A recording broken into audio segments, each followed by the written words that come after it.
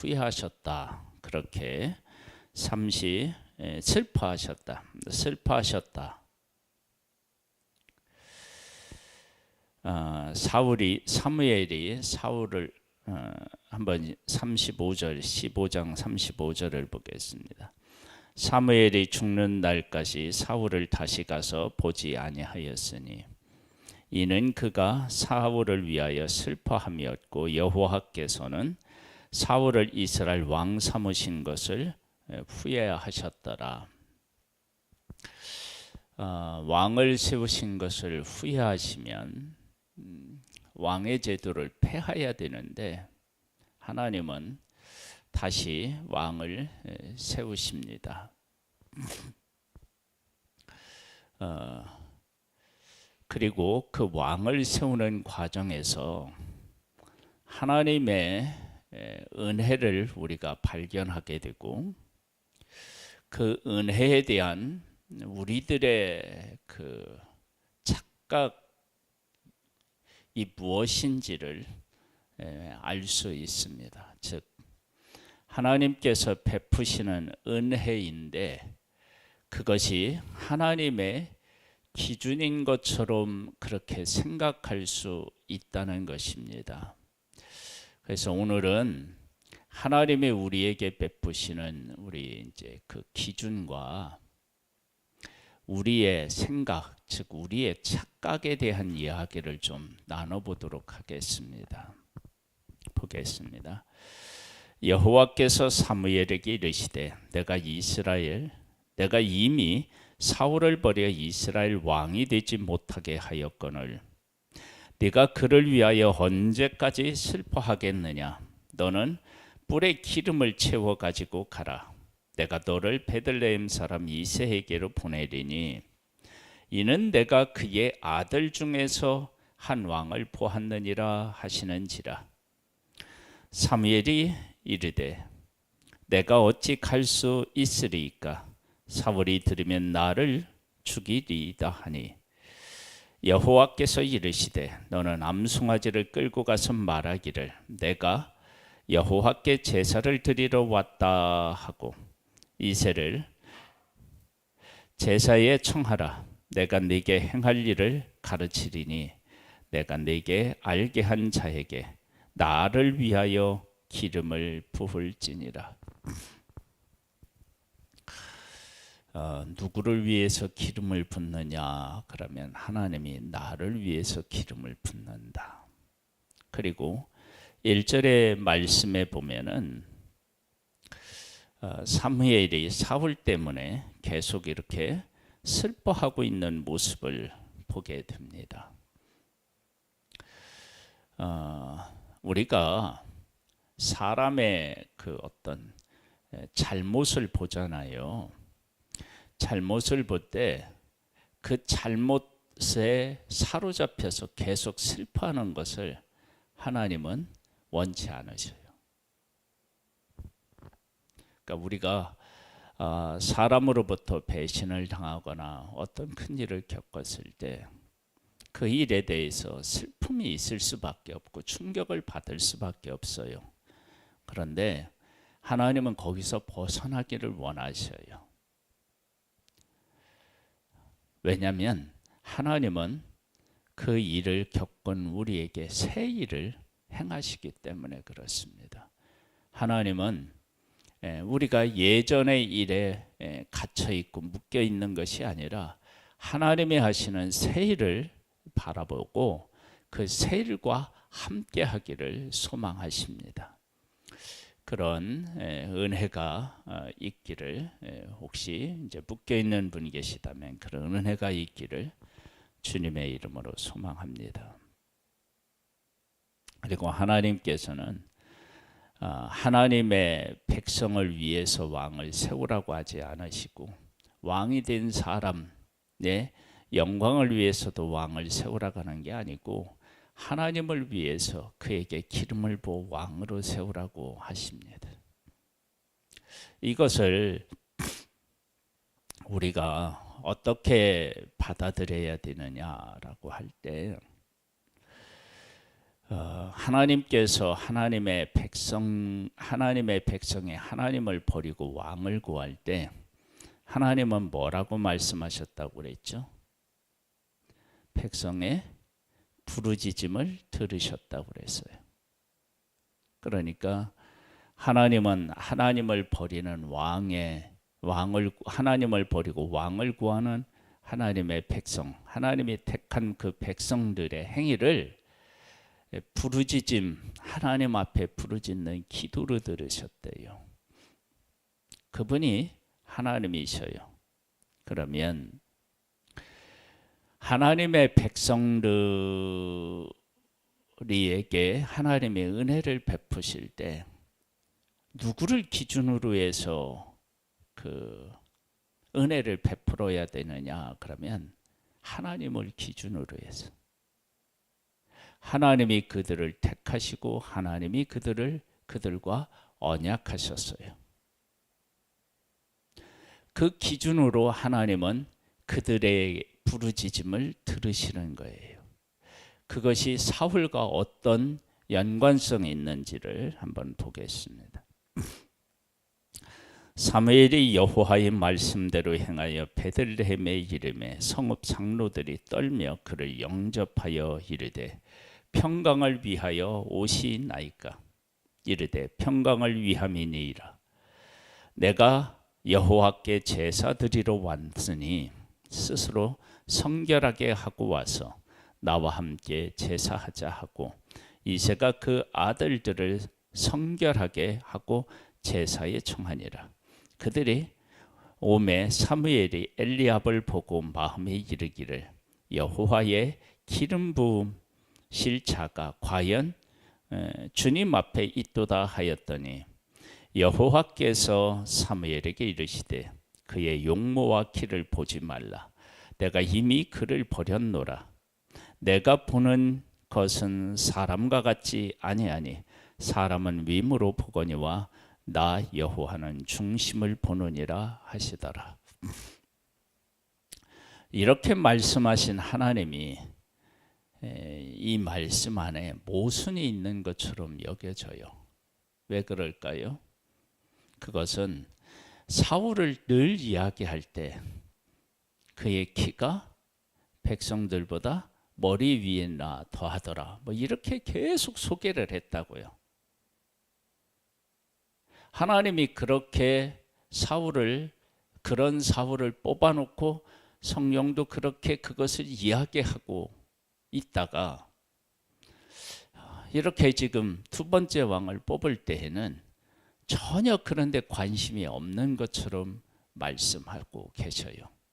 그래서 우리가 이제 혼란을 겪는 것이 그런 데 있는 거예요. 즉 하나님께서 어떤 일을 행하실 때 분명히 이렇게 행하셨는데 그런데 그 다음에는 그게 아니다라고 하면 우리로서는 하나님이 왔다 갔다 하시나 그렇게 착각할 수도 있고 오해할 수도 있잖아요. 이 부분에 대해서 우리가 바르게 알아야 돼요. 그것은 이런 의미를 담고 있습니다. 하나님의 백성을 통치하시는데 하나님의 통치를 대신할 수 있는 사람이 있을까요? 없겠죠. 당연히 없죠. 당연히 없다는 것을 하나님이 아시고 하나님이 백성을 통치하실 때 사람을 뽑아놓고 하나님의 영으로 감동시키셔요. 그 이야기는 그를 뽑아놓고 그 상태에서 그를 통해서 백성을 다스리면 하나님의 뜻과 하나님의 행하실 일들이 왜곡되게 되어 있다고요. 그래서 하나님은 하나님의 영으로 그에게 함께해서 하나님의 뜻이 백성들에게 잘 방영될 수 있게 하신 거예요. 그렇다면 사울을 하나님이 왕으로 세우신 것은 왕으로서의 자격이 있기 때문이 아니고 그에게 은혜를 베풀어 주셨는데 그러면 키가 크다는 얘기는 왜 했느냐? 그것은 사울에게 있어서 다른 사람에게 자랑할 수 있는 것이 있다 그러면 그건 뭐겠어요? 내세울 게 있다면 뭐겠어요? 그건 키였다고요. 즉 하나님께서 사울을 택하셨지만 그가 하나님을 대신할 수 없어요. 그런데 그에게서 자랑할 수 있는 것이 그나마 있다 그러면 그것이 무엇이었느냐? 그러면 키라고요. 키. 그러니까 우리가 하나님 앞에 부름을 받아서 하나님 앞에 쓰임 받을 때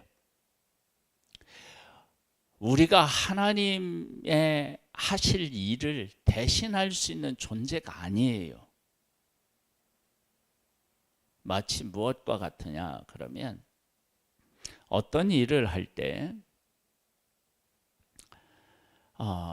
만약에 이제 우리가 지금 우리가 이렇게 이제 산불 때문에 막 걱정도 하고 그러는데 산불을 끈다.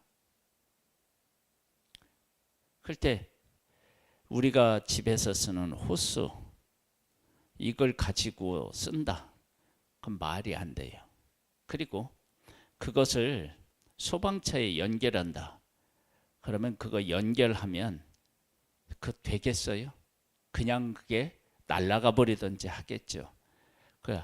우리가 조금만 더 용량이 다른 것을 가지고 작은 것을 가지고 큰 것을 어떻게 하려고 하면 답이 안 나오는 거예요.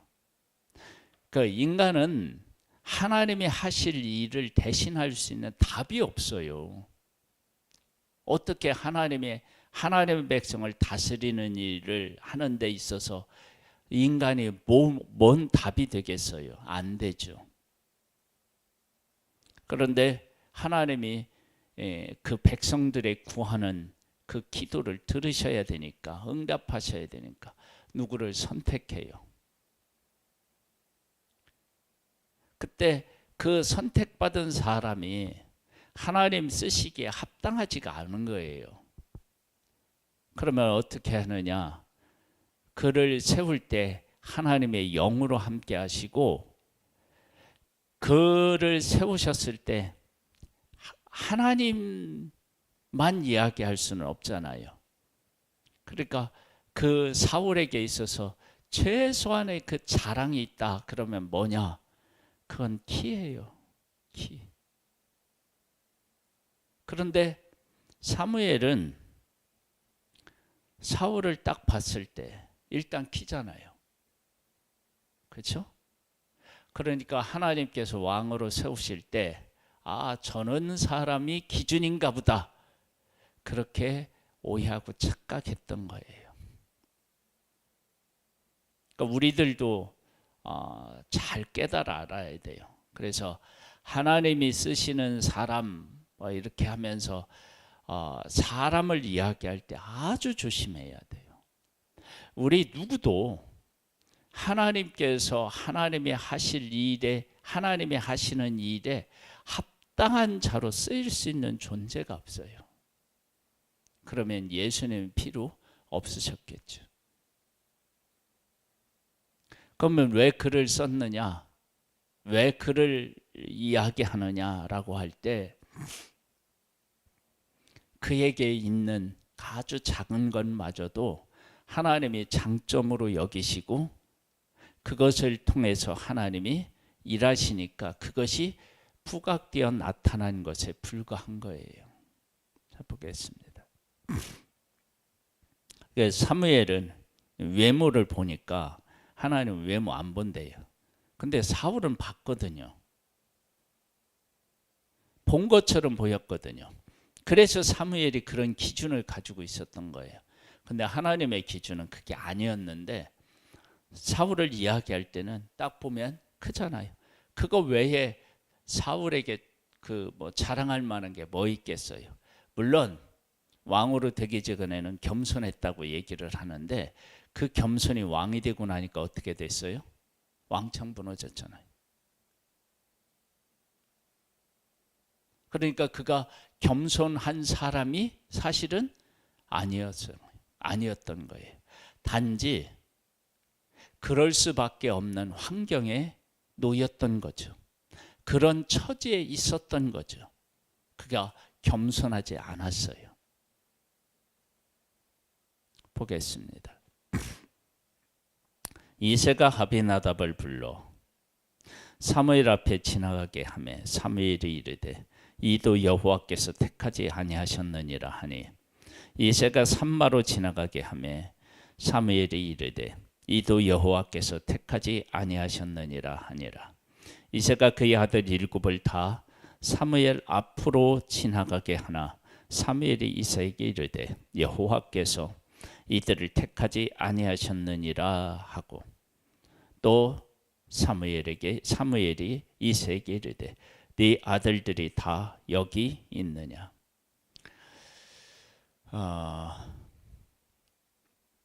사무엘은 이새에게 아들이 몇 명이 있는지 알았나요? 몰랐나요? 몰랐죠.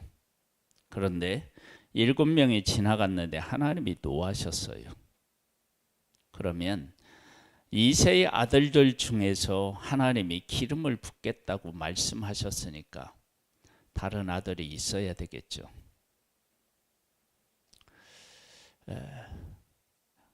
하나님의 말씀을 듣고 그 말씀 안에 서 있는 사람은 어떤 그 능력의 사람이냐 그러면 아닌 건 아니고 진짜는 진짜인 것을 구분할 줄 알아요. 하나님께서 아니다 했어요. 그런데 이 아들들 중에 기름 부을 사람이 있어야 돼요. 그러면 보이지 않아도 있어야 됩니다. 그걸 알게 된다는 거예요. 그래서 이새가 다윗을 양을 치는데 보냈어요. 이 중에 하나님이 하실 일이 있으면 돼요. 그런 인간적인 그 속임, 꾀 이런 것들이 하나님의 기준을 가지고 일을 하면 깨지는 거예요. 만일에 사무엘이 하나님의 음성을 듣지 못하고 이새가 이 7명이 우리 아들 다입니다. 그렇게 했다면 다시 이 7명 중에 한 명을 어찌했든 뭐 하겠어요? 왕으로 기름 부었겠죠. 그러면 그게 속는 거예요. 그런데 하나님의 음성을 듣고 하나님의 말씀에 그 음성에 순종하게 되면 그러면 인간이 아무리 꾀를 쓴다 하더라도 그것이 하나님 앞에는 어떻게 해요? 다 드러나고 하나님 앞에서 거짓되이 할 수가 없는 거예요. 그래서 우리가 하나님의 말씀을 듣고 하나님의 말씀 위에 서서 하나님의 뜻을 깨달아 알고 순종하는 것이 그래서 중요한 거예요. 우리가 세상에 속지 않고 승리하려면 하나님의 말씀을 듣는 거예요. 그리고 그 말씀이 기준이 되어서 바라보는 거예요. 행하는 거예요. 그러면 우리들은 흔들리지 않고 속지 않고 승리할 수 있을 줄 믿습니다.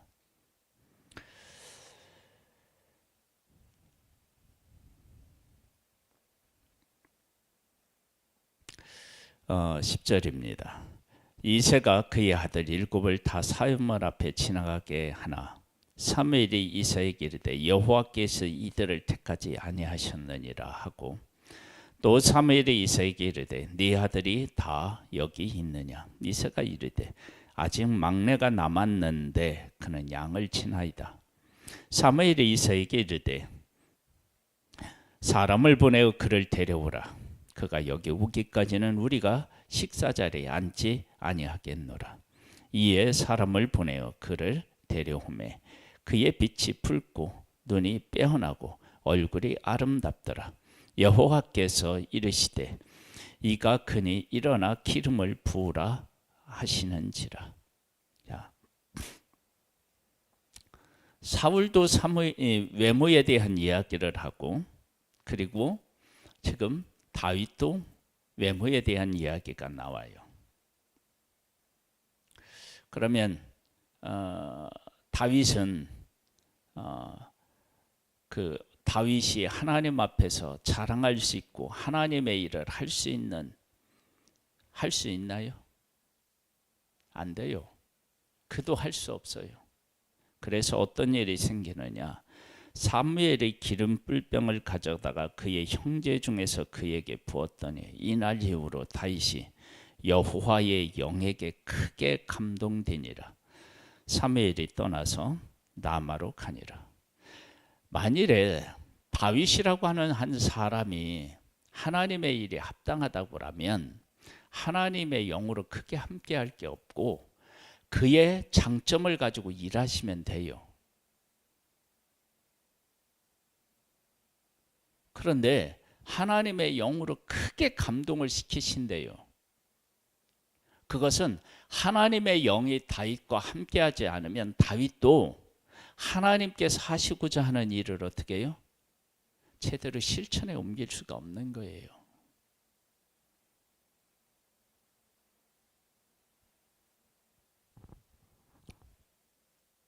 우리가 하나님이 어떤 사람을 쓰실 때 그 사람에게 있는 장점이 있을 수 있어요. 그런데 그 장점이 절대적 능력을 가지고 있고 거룩함을 가지고 있느냐? 그럴 수 없어요. 그 장점에게도 얼마나 많은 흠이 있는데요. 그런데 그 사람을 쓰신 것은 하나님께서 그에게 은혜를 베풀어 주셨기 때문이에요. 그러면 우리가 하나님의 은혜에 초점을 맞춰야 되는데 사람이 가지고 있는 장점 때문에 하나님이 쓰셨다라고 얘기하는 거예요. 그렇게 착각하는 거예요. 그래서 사무엘도 왕의 기준 할 때 어떻게 기준이 정해져 버렸어요? 사울처럼 키가 크고 용감하게 나와 싸울 수 있는 사람이라고 여겨지는, 적과 당당히 맞설 수 있는 그런 왕을 생각했던 거예요. 그런데 하나님은 왜 물어보지 않는데요. 그래서 다만 사울을 외모로 얘기한 것은 그가 왕이 되었는데, 왕이 되었기 때문에 이렇게는 그가 가지고 있는 최소한의 장점이라고 여길 수 있는 것을 얘기하다 보니까 뭐가 있느냐, 이런 게 있는 거예요. 그리고 다윗에게도 이런 얘기를 하는 것은 다윗이 가지고 있는 어떤 것이 하나님의 일에 쓰시기에 합당한 게 사실은 없는 거예요. 보기에 저렇구나, 그 정도입니다. 한번 볼까요? 여호와의 영이 사울에게서 떠나고 여호와께서 부리시는 악령이 그를 번뇌하게 한지라. 하나님이 부리시는 악령이 그를 번뇌하게 했대. 그러면 여기 보면 뭐가 떠났다고 그랬죠? 하나님의 영이 떠났다고 그랬잖아요. 그러면 하나님의 영이 떠나면 뭐의 지배를 받는 거예요?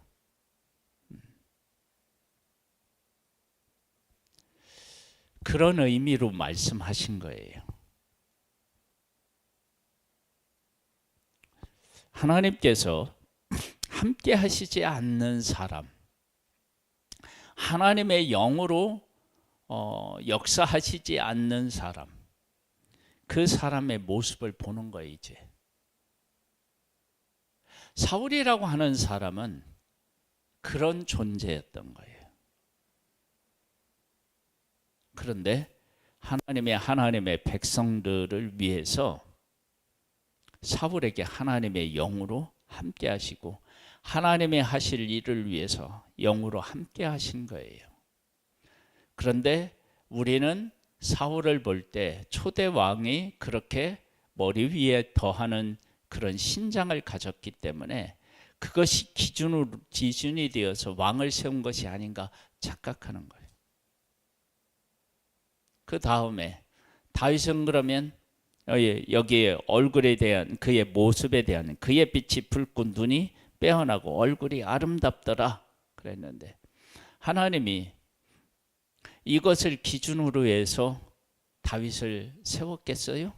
아니에요. 위에서 보면 하나님은 중심을 보신대요. 그러면 다윗이라고 하는 사람이 마음이 언제나 한결 같았을까요? 아니요. 한결 같지 못해요.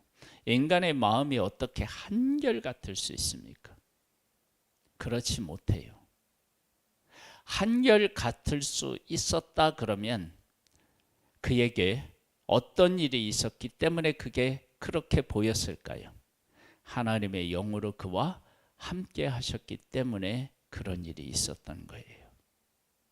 우리가 이런 사실을 잘 알고 하나님의 은혜로 되는구나. 그래서 하나님의 큰 일을 한 사람들이 공통적으로 고백하는 고백이 있죠. 뭘 고백하나요? 은혜였다고 고백하는 거예요. 하나님의 은혜. 그 본인 자신이 알아요. 내 능력과 내 거룩함으로는 도저히 이 일을 할 수 없고 나를 지킬 수 없었는데 하나님께서 하셨다. 그걸 자기 자신이 아는 거예요. 그래서 다 하나님의 은혜라고 얘기하는 거예요. 그런데 우리들은 항상 어떻게 하죠?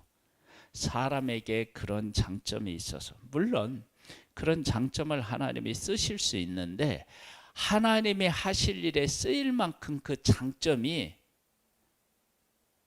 거룩하지 않다는 거예요. 온전하지 않다는 거예요. 근데 우리는 그런 것 때문에 착각하는 거예요. 오직 하나님의 은혜입니다. 은혜.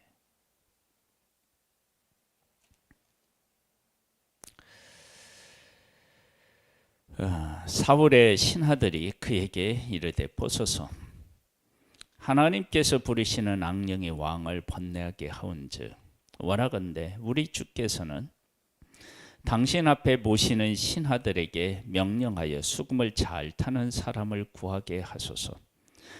하나님께서 부르시는 악령의 왕에게 이를 때에 그가 손으로 타면 왕이 나으시리이다 하는지라. 사울이 신하에게 이르되 나를 위하여 잘 타는 사람을 구하여 내게로 데려오라 하니 소년 중 한 사람이 대답하여 이르되 내가 베들레헴 사람 이새의 아들을 본즉 수금을 탈 줄 알고 용기와 용모와 구변이 있는 준수한 자라. 여호와께서 그와 함께 계시더이다 하더라. 사울이 이에 전령들을 이새에 보내어 이르되 양치는 네 아들 다윗을 내게로 보내라 하매 이색의 떡과 한 가죽 부대의 포도주와 염소 새끼를 나귀에 실리고 그의 아들 다윗을 시켜 사울에게 보내니. 자 보세요.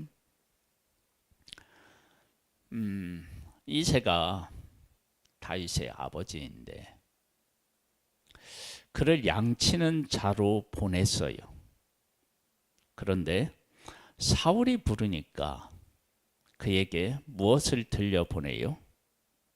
떡과 포도주와 염소 새끼를 나귀에 실리고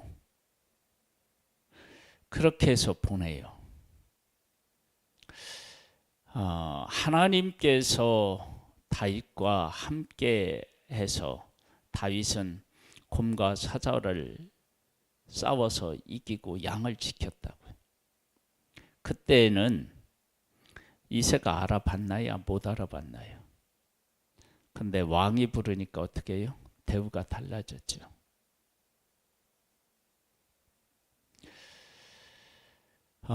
우리가 사람을 볼 때요 이럴 수 있어요. 하나님이 쓰시는 걸 사람을 몰라보고 사람이 쓰면 알아보는 거예요.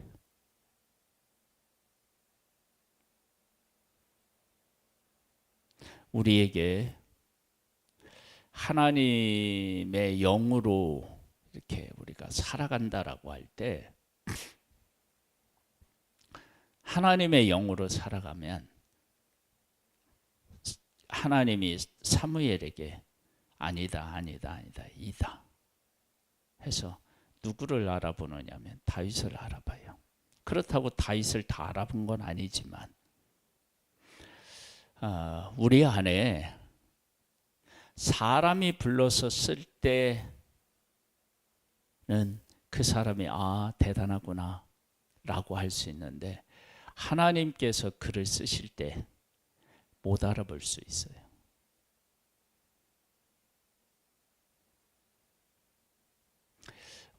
우리들은 그러한 부족함이 있어요. 사무엘이 그래서 뭐냐 그러면 사울을 왕의 기준이 사울의 기준으로 왕을 보았다라고 하는 것. 그런 것들이 우리에게 착각이 일어날 수 있다는 거예요. 다윗이 사울에게 이르러 그의 앞에 모셔서매 사울이 그를 크게 사랑하여 자기의 무기를 드는 차로 삼고, 또 사울이 이새에게 사람을 보내어 이르되 원하건대 다윗을 내 앞에 모셔서게 하라. 그가 내게 은총을 얻었느니라 하니라. 하나님께서 부리시는 악령이 사울에게 이를 때에 다윗이 수금을 들고 와서 손으로 탄즉 사울이 상쾌하고 낫고 악령이 그에게서 떠났더라. 그렇게 나오는데요. 나중에 보면 사울을 위해서 이런 일을 행할 때 사울이 어떻게 하죠? 죽이려고 하죠.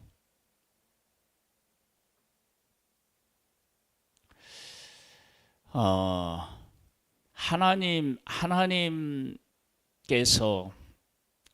은혜를 사람에게 이렇게 베푸실 때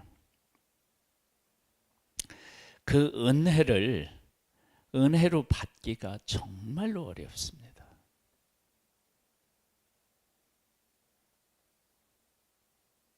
하나님이 우리에게 은혜를 베푸시는데 그 은혜를 은혜로 받는 게 정말 어려워요.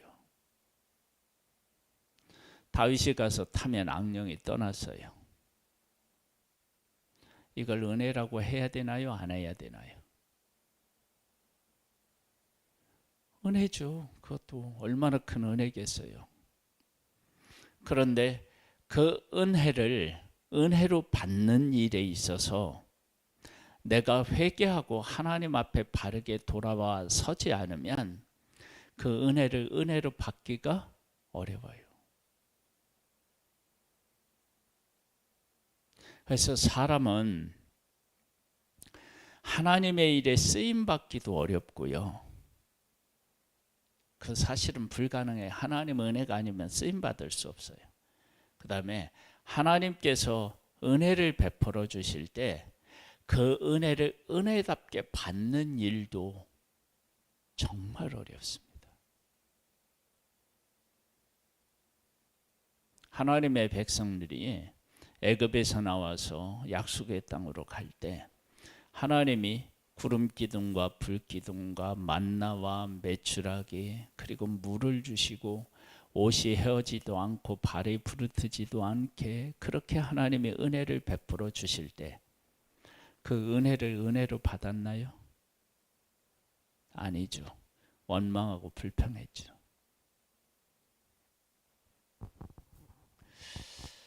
하나님께서 우리에게 베푸시는 은혜를 우리는 그것을 하나님의 기준으로 착각할 수 있고요. 우리는 하나님의 베푸시는 은혜를 은혜로 받는 것도 어렵습니다. 그래서 우리는 정말로 하나님의 은혜와 사랑 없이는 잠시도 견딜 수 없고 살아갈 수가 없는 존재가 우리들입니다. 우리의 모든 것은 다 하나님의 것이고 하나님의 은혜입니다. 하나님의 은혜를 바르게 깨달아 알고 그 은혜와 함께하고 그 은혜에 감사하고 그 은혜를 찬양할 줄 아는 그런 사람이 되는 은혜를 입기를 주님의 이름으로 축복합니다.